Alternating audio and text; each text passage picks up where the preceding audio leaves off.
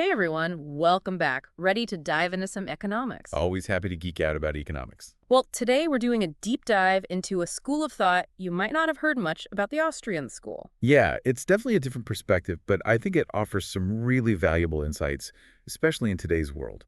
I've been looking through some material you sent over, specifically Principles of Economics by Saifedean Ammous. Oh, great choice. Ammous is a fantastic contemporary voice in the Austrian tradition.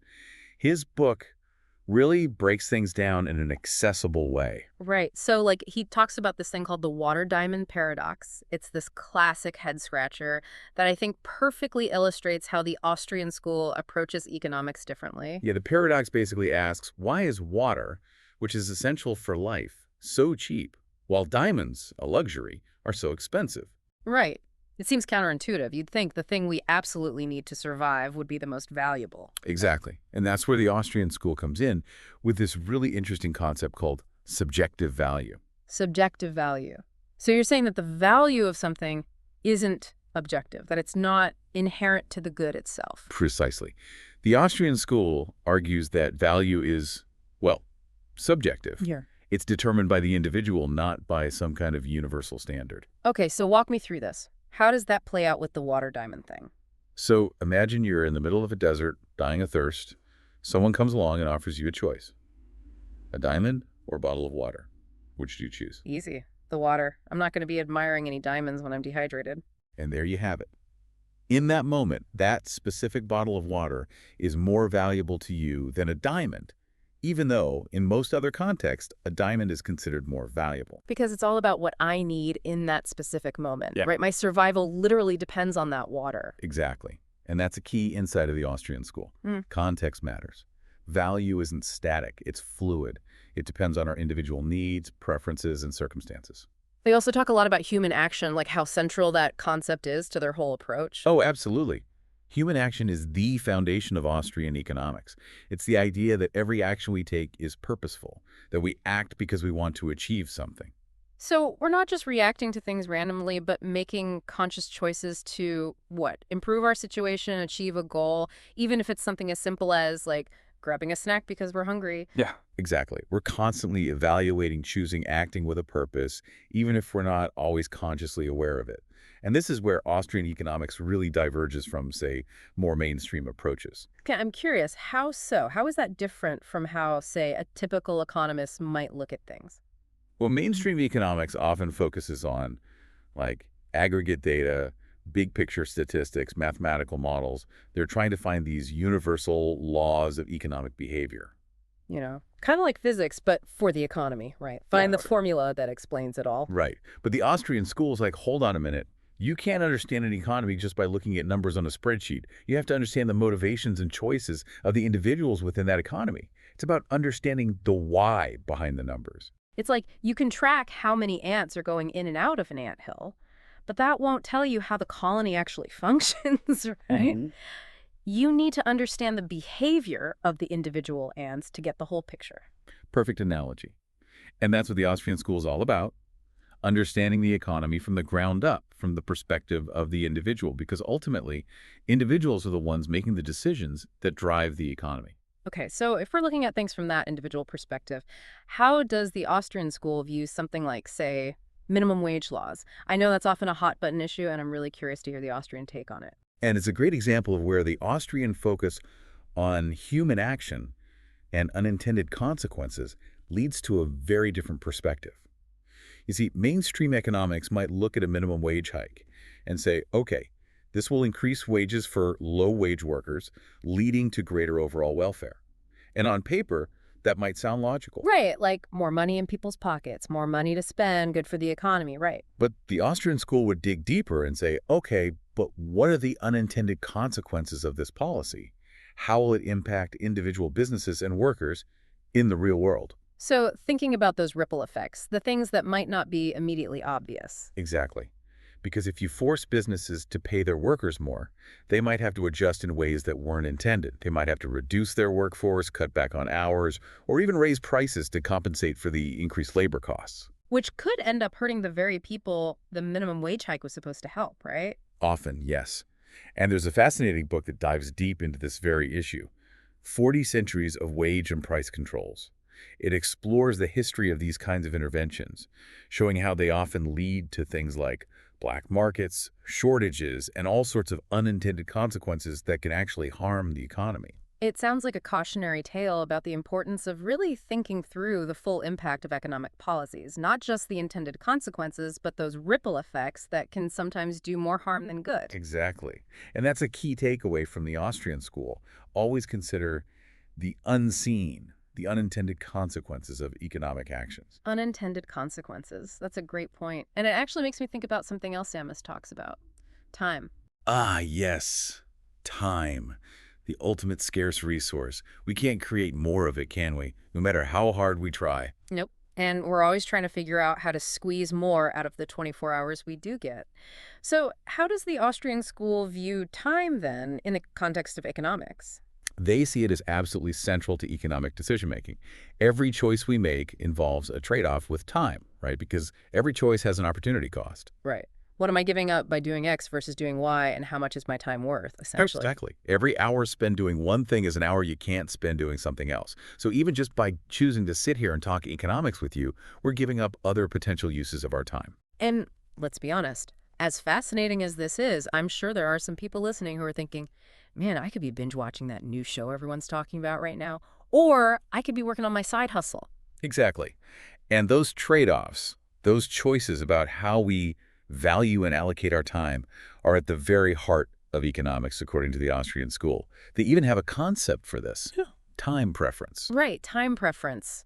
Okay, give me a refresher on that one. How does that work again? So time preference is basically how much we value immediate gratification versus delayed gratification. It's that classic marshmallow test, right? Oh, you mean the one where they put a marshmallow in front of a kid and tell them they can have two if they wait? Yeah, I'm pretty sure I failed that test miserably. Well, that just means you have a high time preference. Yeah. You're all about that instant gratification. Guilty as charged. Which is totally fine. We all have different time preferences.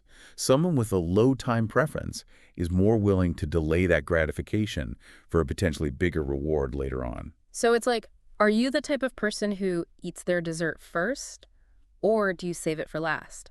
Are you playing the long game with your investments, or are you looking for a quick return? It affects so many aspects of our lives. Absolutely. And it shapes the economy in profound ways. People with lower time preferences tend to save more. Right. Because they're willing to delay gratification and let their money grow over the long term. It's like planting a tree, right? You don't plant a tree expecting to eat fruit from it tomorrow. You plant it knowing it will take time, maybe even years, but eventually it will bear fruit. Exactly. And that's a perfect analogy for how the Austrian school views saving and investment. It's about delaying gratification today to create a more abundant and prosperous future. And speaking of abundance, this reminds me of a fascinating economist named Julian Simon. Okay, what's the story with Julian Simon? So Simon was a big believer in human ingenuity as the ultimate resource.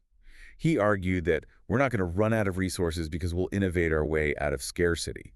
He actually made a famous bet with a group of environmentalists who believed we were headed for an ecological disaster due to overpopulation and resource depletion. Wait, really? He bet on human ingenuity. That's a bold move. What happened? He won the bet. And this was back in the 1980s when, fears of overpopulation and resource scarcity were at their peak.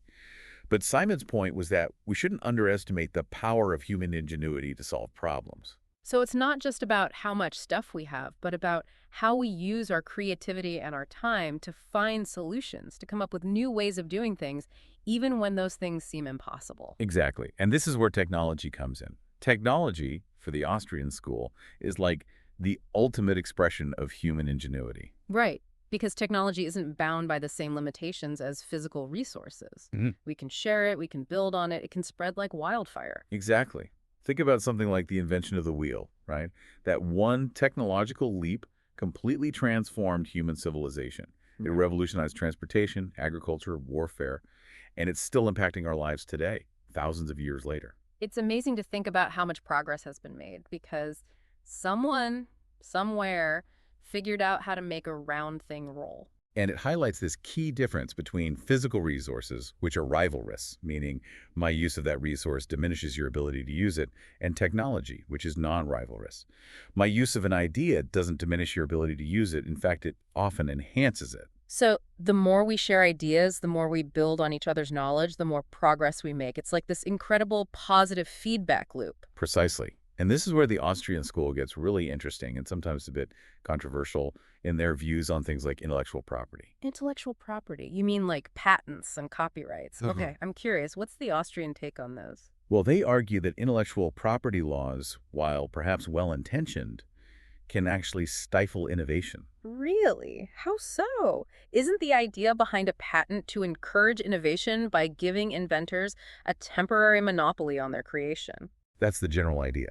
But the Austrian school would argue that by restricting the free flow of ideas, even temporarily, you might be slowing down the pace of progress. Imagine if every new invention, every piece of software, every creative work was instantly available for anyone to use, to build on, to improve. It would be chaos. But also, maybe a different kind of amazing, but like progress would happen at warp speed. I'm trying to imagine a world without copyright laws. It's Yeah. mind-bending. Right. It challenges our fundamental assumptions about ownership and creativity. Of course, the debate over intellectual property is complex with valid arguments on both sides. But the Austrian perspective definitely forces us to think differently about how we incentivize and protect innovation. It's a whole new way of looking at it for sure. Okay, so we've got limited time, we've got technology as this incredible, potentially limitless resource. But it all takes place within the context of, well, the real world, right? The world of markets, of governments, of all these complex systems that shape our lives. How does the Austrian school approach those bigger systems, those forces that go beyond the individual? So we've talked about individual choices, the scarcity of time, the power of technology, but there's this elephant in the room, right? The government. Where does government fit into all of this from an Austrian perspective? Well, the Austrian school isn't exactly known for being pro-big government. They're very much about individual liberty, free markets, and limited government intervention.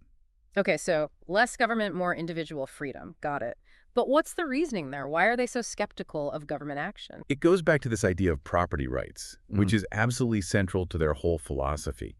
But we're not just talking about owning a house or a car. Yeah, I was going to say property rights. That sounds kind of basic, right? It's actually much deeper than that. For the Austrian school, it goes back to self-ownership. The idea that you own yourself, your labor, and the fruits of your labor. It's the foundation for a free society.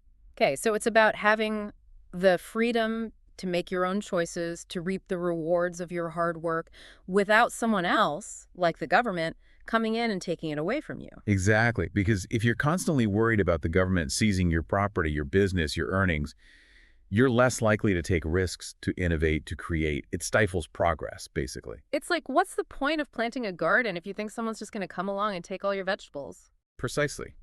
And that's why the Austrian school is so wary of government intervention in the market.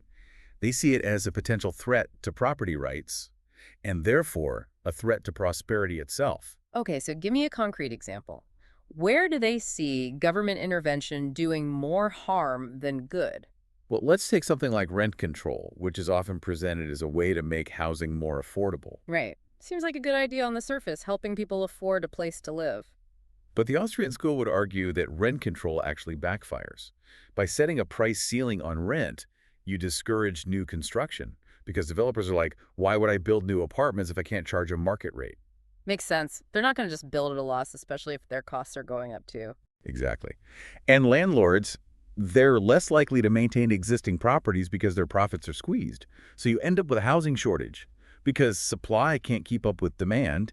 And often the very people rent control was supposed to help, those with lower incomes, they end up worse off. It's like trying to hold a beach ball underwater.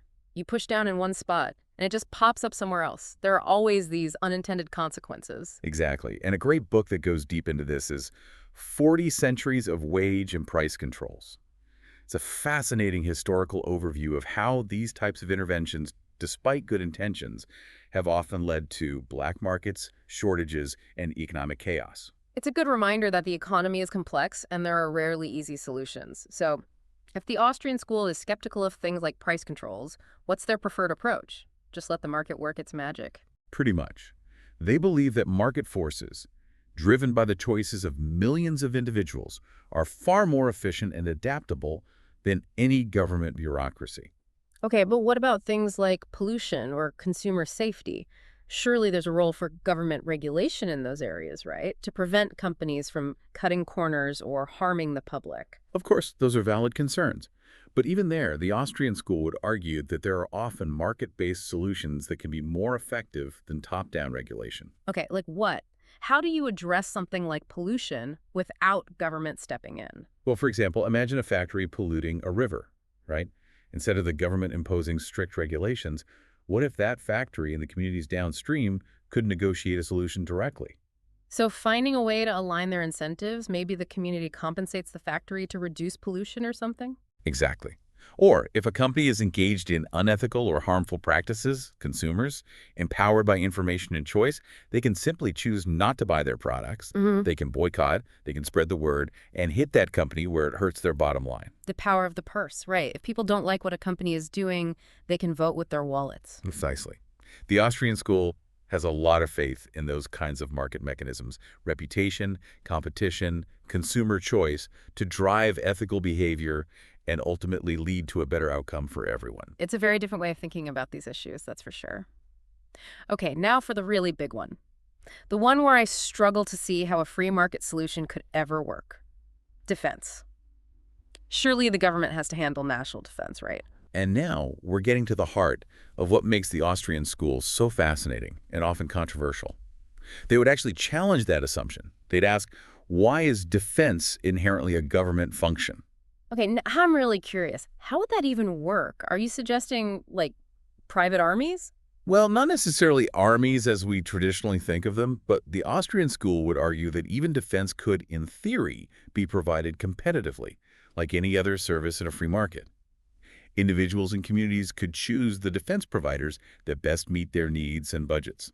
So instead of paying taxes to a central government for defense, you might pay a subscription to a private defense agency. It sounds like something out of a science fiction novel. It's definitely a radical idea, and there are a lot of complexities and potential challenges to work out.